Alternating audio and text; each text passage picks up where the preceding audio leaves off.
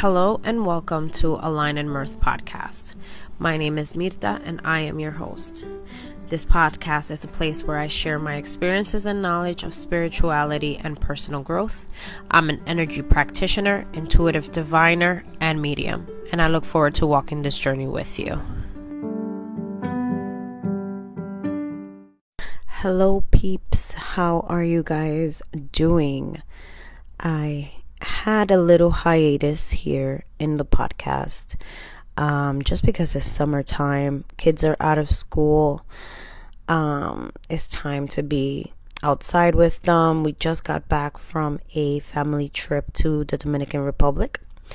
It was a vacation for them, not a vacation for me. As any parent would know, there's no really relaxing time when you're trying to corral everyone into a schedule that nobody wants to pay attention to.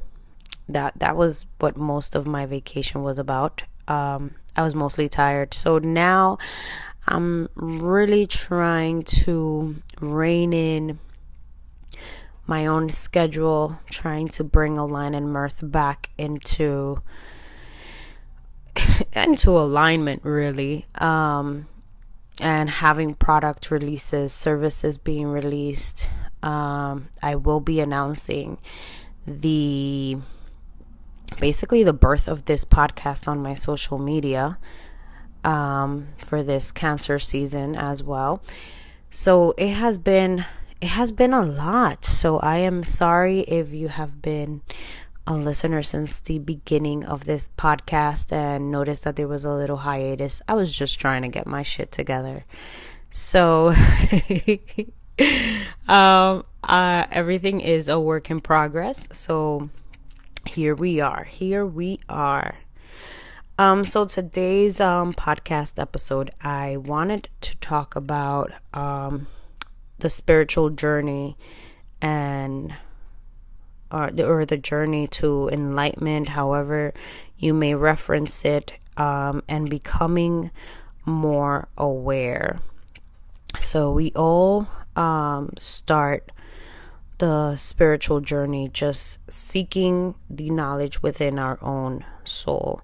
And it's also like getting into a relationship or getting into an understanding of the universe, our God, or whatever higher power you believe in, right? It's the beginning of the seeking of the answers within our own self, and not necessarily needing the validation from others. On a spiritual journey, we encounter a lot of spiritual teachers. However, it is not that, or the way that I would believe it, it's these spiritual teachers that you encounter within your journey are people who are as normal as you. They have their own sets of beliefs, and you basically grab from them the understanding that most the understanding that most sets in with you, right? It's not that you're going to go and listen word for word what someone believes in, because then, it's not any longer believed to be spirituality between, a relationship between you and spirit, you and your soul. It's now a relationship between yourself and then someone that it's as human as you. And that's who you look up to. I hope that makes sense. I tend to ramble on a little bit, but I'm trying to give you the understanding of what the spiritual journey sort of is. And it's just the understanding of you and spirit, whoever, again, that higher power is, whether it's your own higher self. It doesn't necessarily have to be associated with the word God. It could just be your own higher guidance. It could be the universe as a whole. It could be or as Vida calls it, from the almighty pineapple. It could be the almighty pineapple. It's your own understanding of what is your guidance. So so whether you are starting the spiritual journey or you've been on it for some time, the thing that basically sets everything aside or sets everything like into a perspective, right, is self-awareness. And self-awareness assists you in your spiritual journey, since you have to listen to your own inner knowing and let that knowledge guide you. This self-knowledge allows you to see the answers within yourself, and it's basically, again, not needing the validation from other people so that you can believe in what you believe or like what you like. And this path aligns you with your soul's desires, your true happiness, your true understanding. So your spiritual journey, bottom line, is seeking your soul's knowledge and getting in a relationship with what you identify with as your higher power. So, as we all know, the spiritual journey sometimes feels like a roller coaster.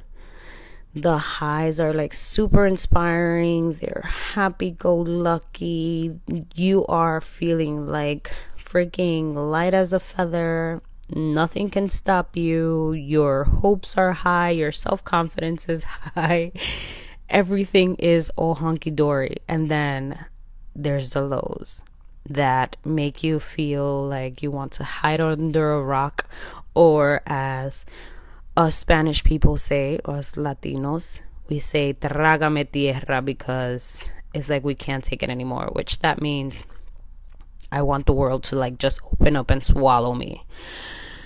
Those times are really tough, but through the spiritual journey we have to go through these phases, just for the transformation of it all, right? We have to come to these phases for realization and just to get understanding of what was not working or how we were seeing things previously.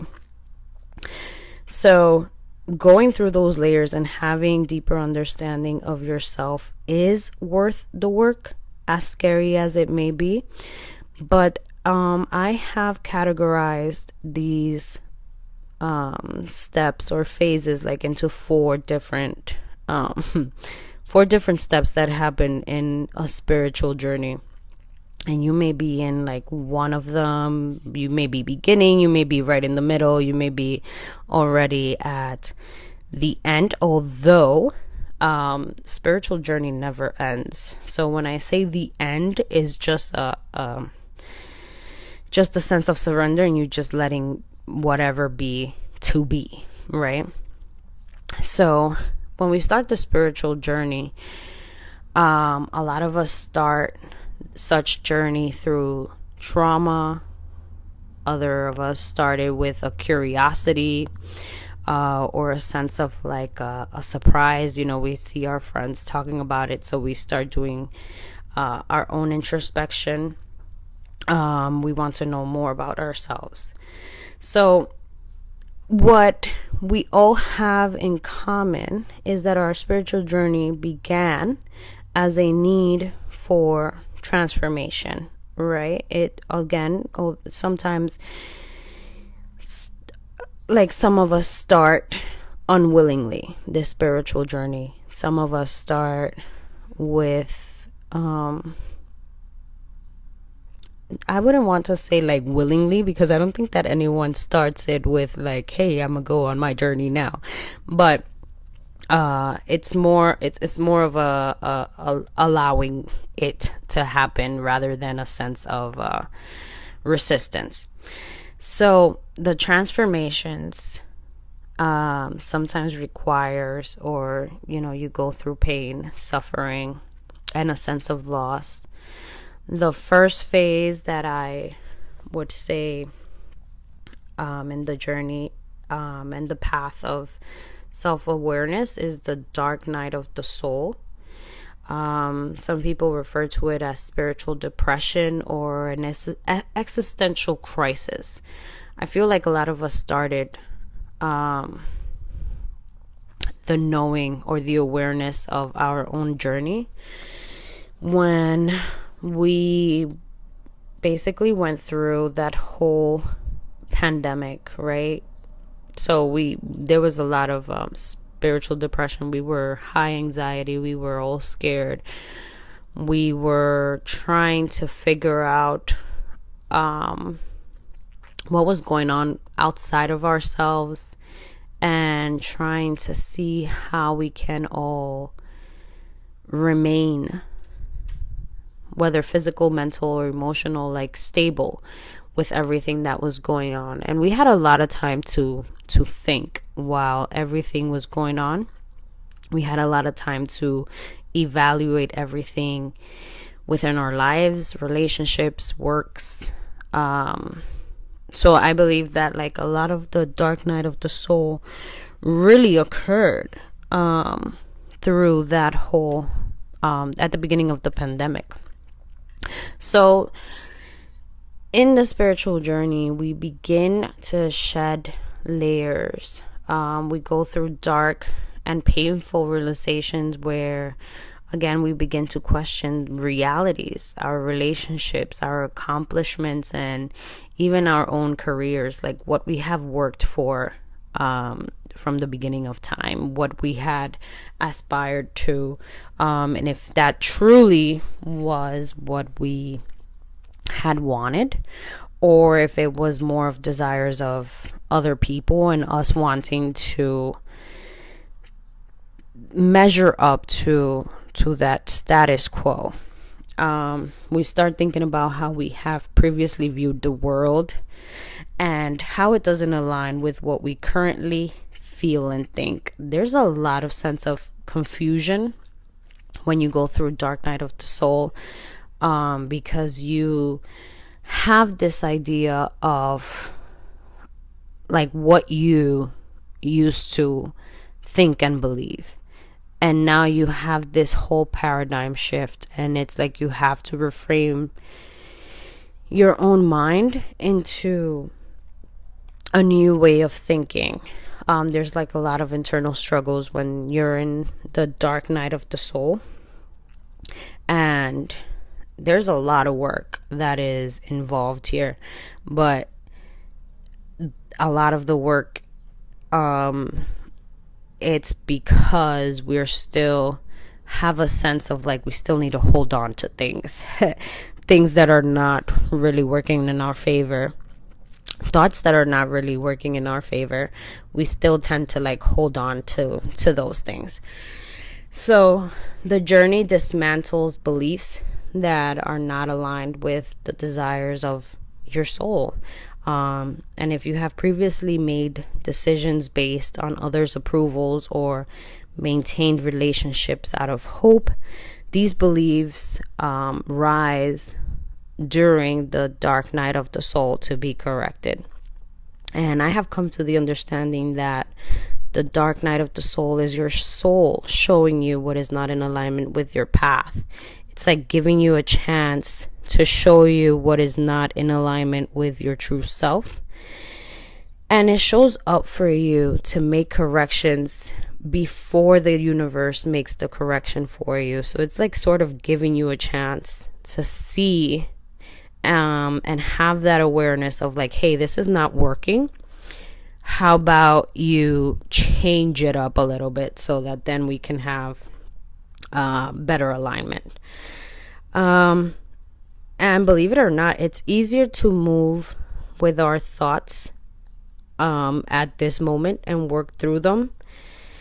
And we have to basically analyze what's not in alignment and shift to a more self-fulfilling lifestyle when we start having these thoughts. I feel like there is a lot of these little opportunistic spaces that life tends to show us to give us a chance to change things around. But we are all also so busy and occupied with the waves of life that we tend to ignore these little opportunities and these little chances of change. And it can be willingly or unwillingly. Like for me, these changes would pop up in my mind as little thoughts, my intuition talking to me. And it would be like, hey, I think you should check this out. I think you should change this. Or how about you do this, for instance. And I'll be like, okay, no. And I'll continue with whatever else I'm doing.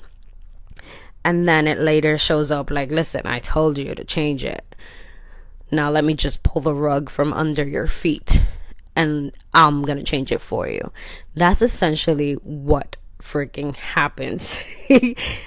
It's not as funny, but that is essentially what happens throughout the whole journey. But once we basically go through that first stage of realizing what is no longer working for us, what we basically have tied ourselves to, that it's no longer in alignment, we have this little space of happiness, right? And I want to call this the rose-colored glasses phase, where we think like, okay, I started paying attention, I'm going to change this, I'm going to drink more water, I am going to have 5-minute gratitude in the morning, and everything is going to be so hunky-dory, and I am going to be nice, and I am going to love everyone, and I'm gonna carry my crystals in my bra and in my pocket and in my bag, and everything is gonna be great. And it's we have uncovered the part that we have played in the universe, right? We kind of piece it together, and we're like, okay, this wasn't making me happy, so now I'm changing it, right?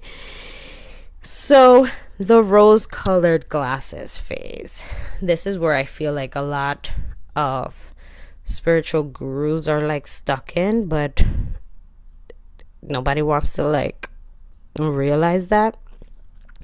I mean, it's all great, right? The whole no bad vibes, I am on high, I'm on high energy, high vibe, please don't kill my vibe type of cock-a-doodle-doo. But the time span of transitioning from the dark night of the soul to the rose-colored glasses can really only be determined by you, right? Remember I said that the first stage is more about allowing to surrender to things that are coming up for you, and the rose-colored glasses phase doesn't last very long.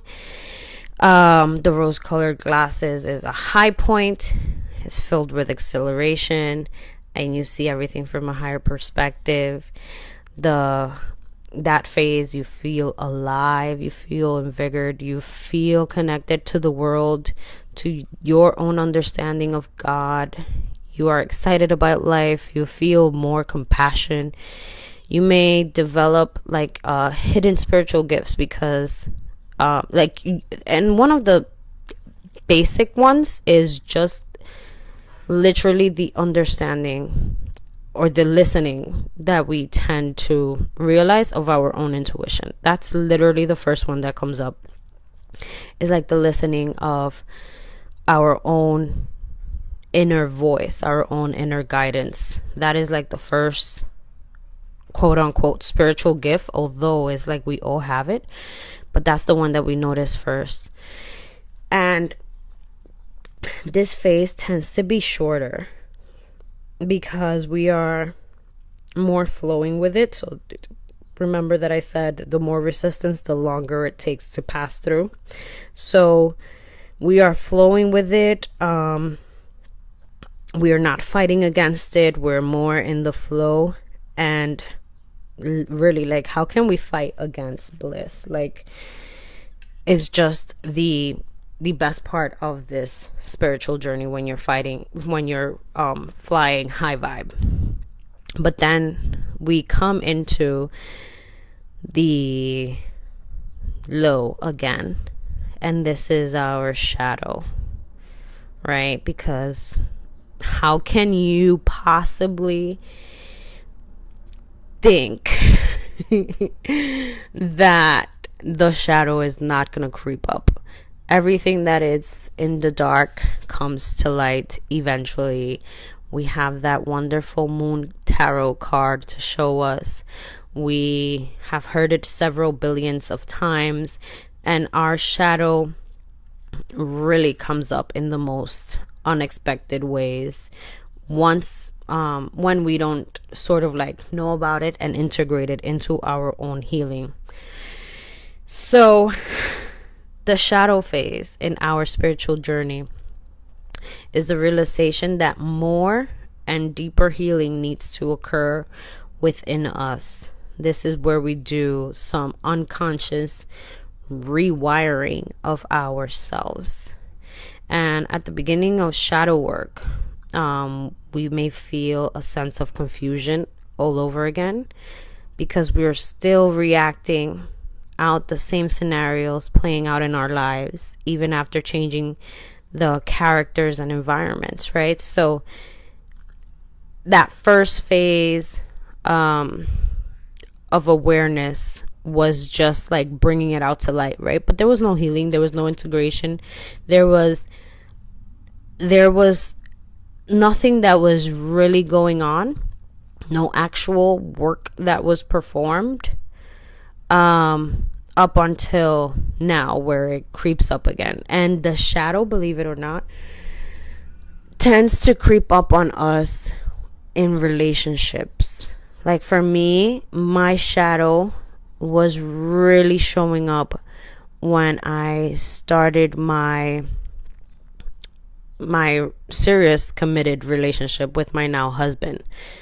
Boy, oh boy, was shadow coming out. And that is where I did most of my healing, because it was just ridiculous. It was ridiculous. I'll have an episode on that another day because it needs its own episode. It needs its own time. But the shadow comes up, and we start reacting out of anger. We are allowing for others to dictate our moves, and we're placing limiting beliefs on ourselves. We tend to almost act as if it's not ourselves, right? We judge a lot, coming from the shadow.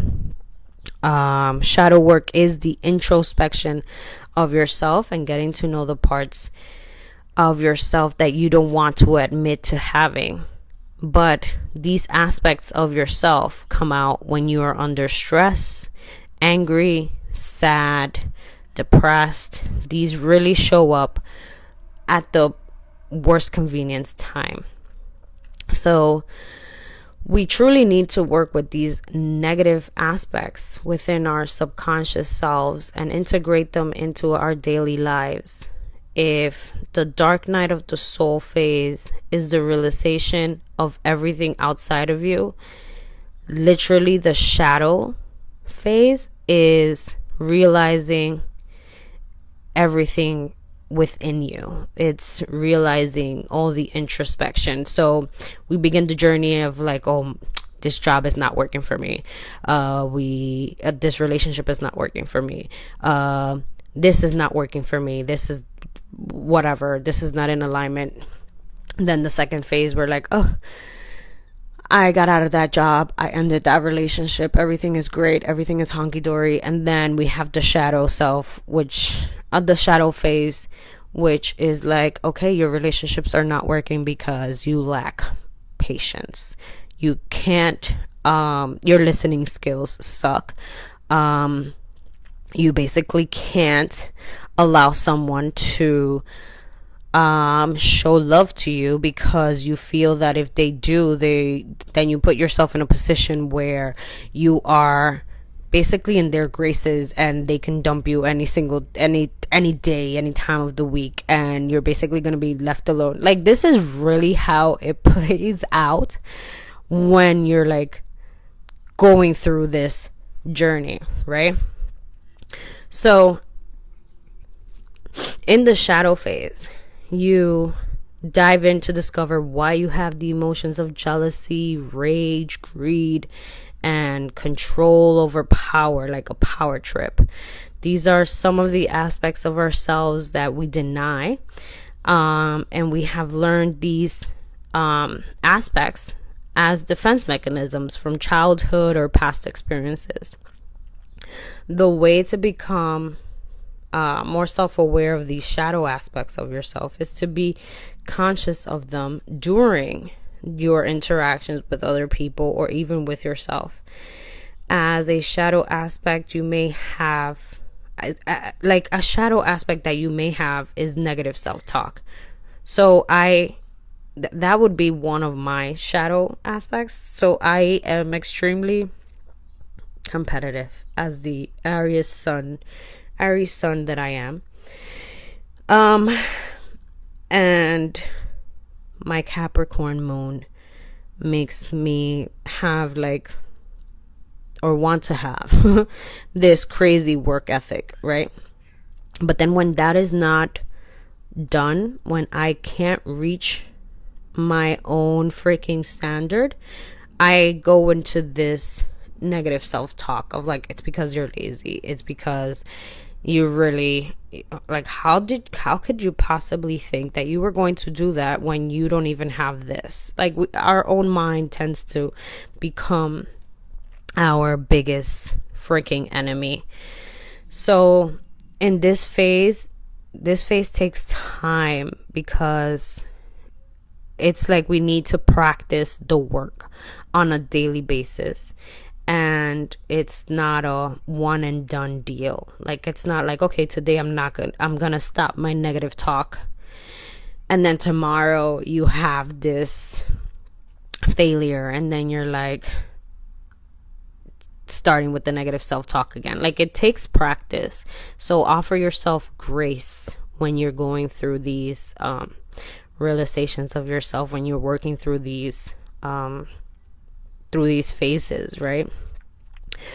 So you catch yourself in your own actions and provide yourself loving corrections. One thing that I have noticed that has worked for me, aside from journaling and basically writing in the future tense, almost in a sense of manifestation, but basically like manifestation for myself. It's writing these affirmations down on mirrors, right? So you're like looking in the mirror and you would read over them. This is like a part of the rewiring that you can do. You can also put them down like as notes on your phone, and screenshot that and save it as your backdrop, screensaver. I can't really remember the word for, you know what I mean, the home page on your phone. Or you can set it off like set off alarms that you basically give yourself empowering and great affirmations for yourself, like, I am patient, I have grace, I offered myself the love that I give to others. And this really helps when you're working through these stages. I suggest that you journal when you feel negative as a way to start shadow work, or you can also get like help from a coach or a therapist. Tarot, believe it or not, is great for shadow work. Like, you can just shuffle your cards and just ask, like, what aspect of myself do I need healing in, or what aspect of myself do I need to realize? What aspect of myself do I need to bring to light? See the card that shows up for you and journal. Like, see how that card that shows up basically translates into your waking life. You know, like, there's several ways of just bringing out those dark aspects of yourself into light. So last but not least, I would call it the rest, ground, and shine your light phase. So after we are done with the shadow work phase, we acknowledge that the work is done. We have integrated our shadow with our light. We have integrated our shadow and become aware of like our own little inner demons, and basically dance with them, right? Because they're no longer hidden. We're no longer shameful of them. We are okay that these are aspects of ourselves, of our personality. So we come to this point where it's the merge of the two, right?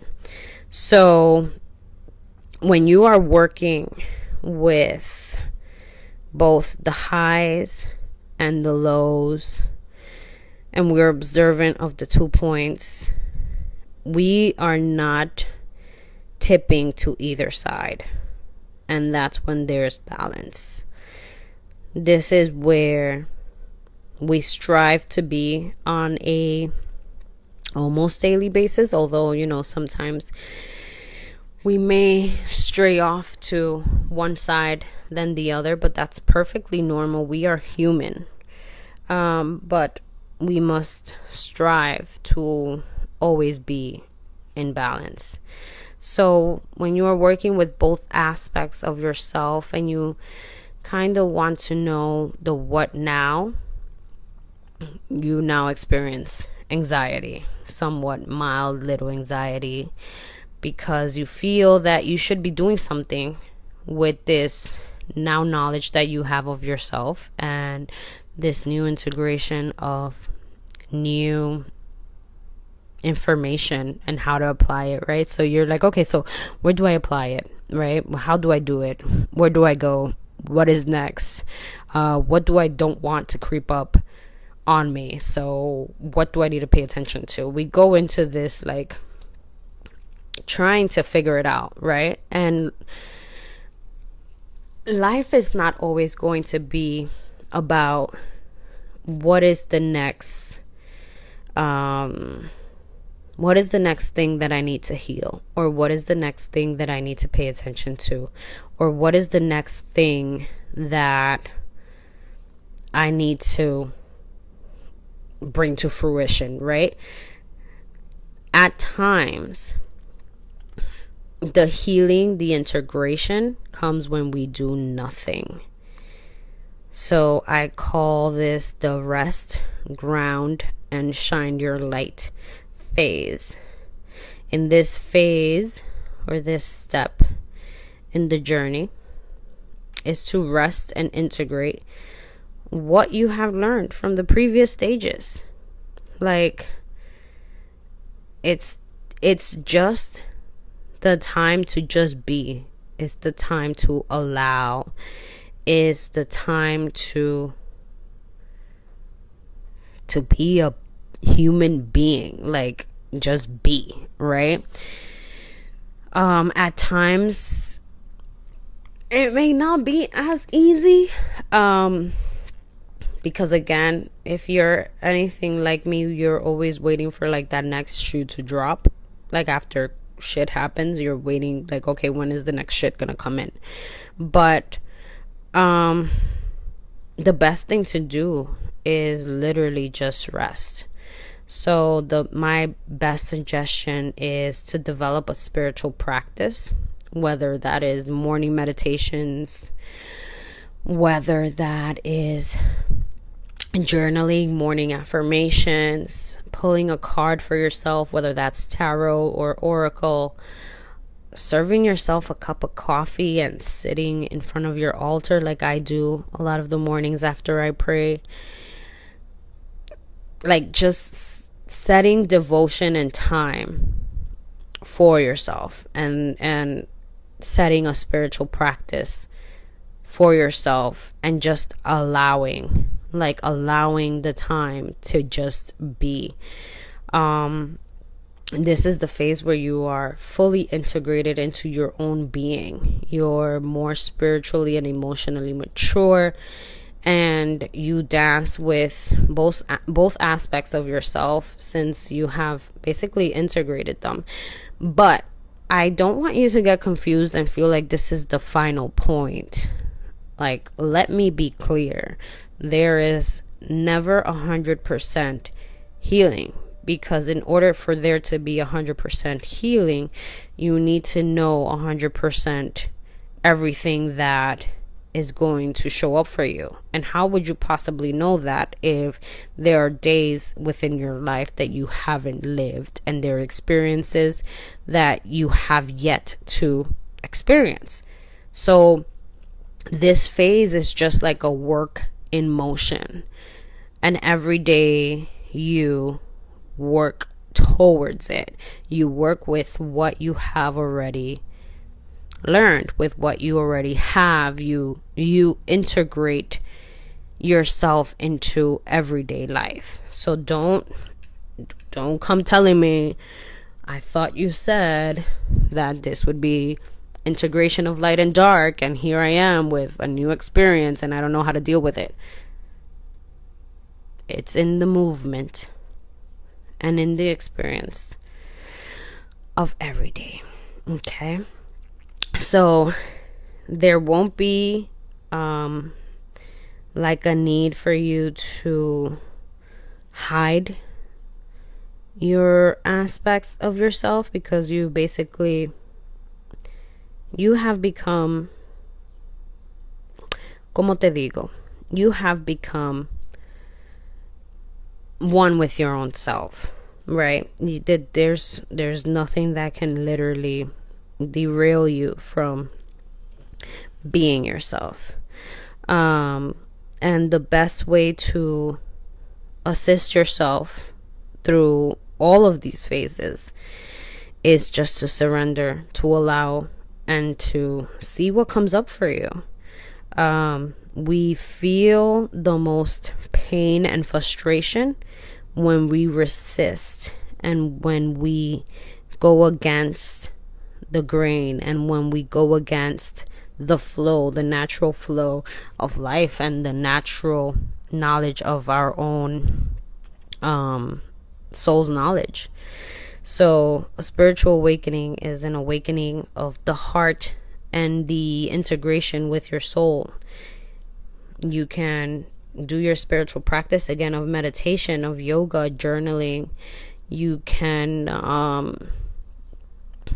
do energy healing, do crystal healing, to move you through these phases. Reach out to myself or another spiritual teacher. Reach out to friends. Just allow, right? Don't go with the resistance. You can use breath when you're like, if you don't want to reach out to anyone, just center yourself in your own breath. My main thing, and the thing that I tell everyone and mostly my clients, is just grounding. Like, ground into your own knowing, ground into your center, and your center is your heart and your solar plexus. Ground into those two chakras so you can literally think and feel from a space within your mind, within your soul. Calming yourself, however that may be. A bath, walking barefoot. Ground. So, in conclusion, The self-awareness that we gain in our spiritual journey is beneficial to us all as human beings. Being in our own sovereignty is amazing. It's powerful. Life is about breaking old paradigms and pivoting to what your true self identifies with, not following the rules and directions of others. A spiritual journey is where you go through several roller coaster phases, as I have described in this podcast, but we welcome those phases to become more compassionate beings, both for ourselves and for others, and to basically shine a pathway, for everyone that follows suit, everyone that you come across with after you have gained your own understanding. Everyone that comes after that you engage with will notice this of you, and they will, it will ignite them to begin their own journey of introspection and discovery for themselves. So let me know which phase are you currently experiencing. If you need any help and assistance, I am definitely here. You know where to find me, whether on my website, on Instagram. You can email me. My phone number for WhatsApp, it's listed below. And you can definitely text me through WhatsApp if you have any information. If you need any information. Sorry. So I hope you guys liked and enjoyed this episode. Please share it, and I can't wait to speak to you soon. Bye.